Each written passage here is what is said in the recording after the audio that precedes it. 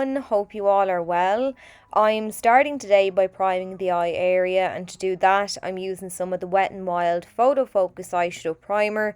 I've just squeezed a little onto the back of my hand, loaded some of the product onto my brush, and now I'm just dabbing this across the eye area, anywhere that I'll be adding shadow, just to help it adhere nicely to the eyes and make sure the shadows last all day long as well.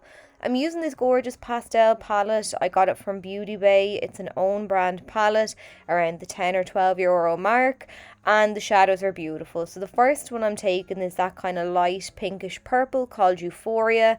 I've picked this up on a fluffy blending brush, tapped off the excess product, and now I'm applying it into the crease of the eye. So this is a pastel palette, so naturally then pastel tones are lighter, softer in appearance, not as saturated, so you will have to layer up a little, which I don't mind. It's something that I do with all my eyeshadows anyway.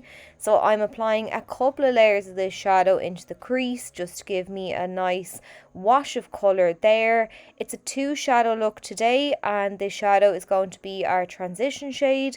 I'm just applying it back and forward in the crease using a mix of circular and windshield wiper motions. Now I'm switching to a smaller dense brush, and I'm applying that same shadow now all the way down along the lower lash line, and I only need one layer with this kind of brush because it's more dense than the fluffy one and it packs on more shadow then as a result.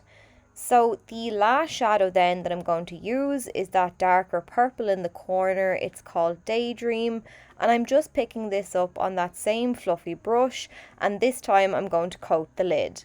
So I'm just starting by patting and pressing and sweeping this shadow across the lid.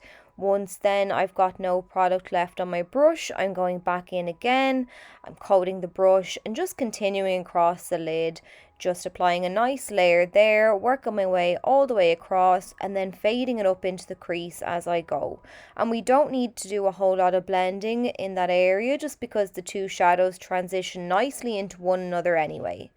So I'm just going to apply until I'm happy with how that looks, and then I'm going to switch back to a small dense brush and I'm following down along the lower lash line once again, just coating along there and really smoking out that shadow.